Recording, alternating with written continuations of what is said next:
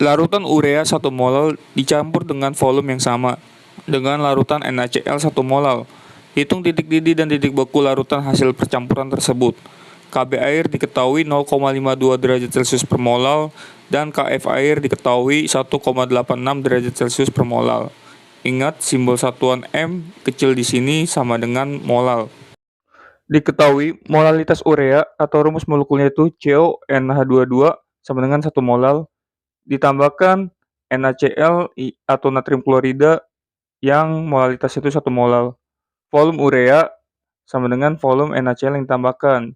Misalnya di gambar ini teman-teman, ada gelas piala, misalnya ureanya itu ditambahkan 100 mili ya, maka NaCl yang ditambahkan itu juga 100 mili. Kalau ureanya 200 mili, maka NaCl-nya 200 mili. Itu adalah maksud yang di soalnya. Kb atau ketetapan titik didih molal air sama dengan 0,52 derajat Celcius per molal. Kf atau ketetapan titik beku air sama dengan 1,86 derajat Celcius per molal. Yang ditanyakan titik didih atau Tb dan titik beku atau Tf campuran antara urea dan NaCl itu berapa? Jawab. Ini adalah rumus-rumusnya yang akan kita pakai teman-teman. Pertama, kita lihat kalau CONH22 ini atau urea namanya, kalau dilarutkan dalam air, dia itu tidak terurai dalam air. Maka dia disebut larutan non-elektrolit. Larutan yang merupakan non-elektrolit biasanya senyawanya itu adalah senyawa organik. Ikatannya itu ikatan kovalen, bukan ikatan ionik. Karena urea ini adalah non-elektrolit, maka faktor Van Hoff-nya itu atau I sama dengan 1. Karena I sama dengan 1, kita bisa hitung jumlah molal ionnya, di mana tadi urea itu 1 molal dikali 1 I-nya sama dengan 1 molal juga. Setelah itu kita lihat yang NaCl atau natrium klorida.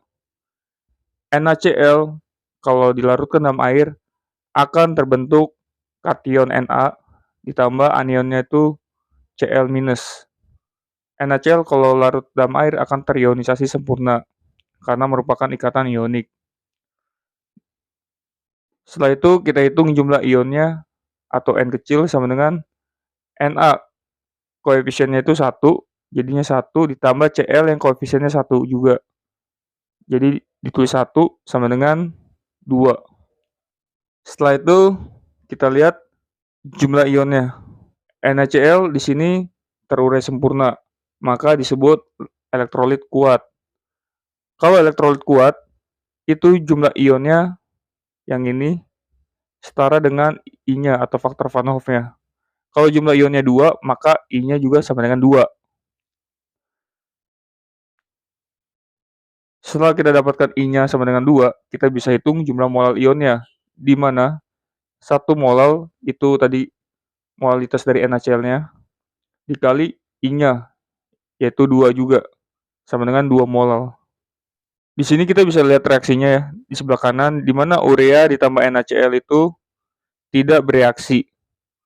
Jadi, di dalam larutan ini, di gelas piala ini misalnya, terdapat 3 partikel, yaitu ada urea, Na+, ditambah Cl-. Setelah itu kita bisa hitung total ion molal campurannya, di mana tadi 1 molal dari urea, yang ini, ditambah 2 molal dari NaCl. Ada Na tadi sama Cl. Jadi 2 molal NaCl sama dengan 3 molal ion campurannya. Setelah kita ketahui molal ion campuran itu ada 3, kita bisa hitung penurunan titik didihnya dulu agar bisa tahu titik didih campurannya. Penurunan titik didih atau delta Tb sama dengan Kb air dikali molalitas campuran. Rumusnya itu sama yang kayak ini ya teman-teman. Tetapi di sini nggak ditambahkan I karena kita sudah masukkan I-nya dalam perhitungan yang ini teman-teman, yang dikali ini sama ini. Jadi kita nggak perlu dikali I lagi. Jadi namanya itu molalitas campuran. Sama dengan Kb airnya itu tadi 0,52 derajat Celcius per molal dikali molalitas campurannya itu 3 molal sama dengan 1,56 derajat Celcius. Di sini molal sama molal ini satunya bisa dicoret.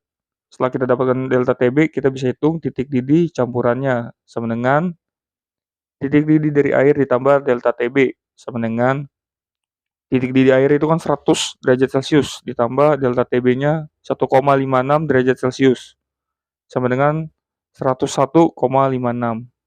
Jadi inilah titik didih dari campurannya 101,56 derajat Celcius.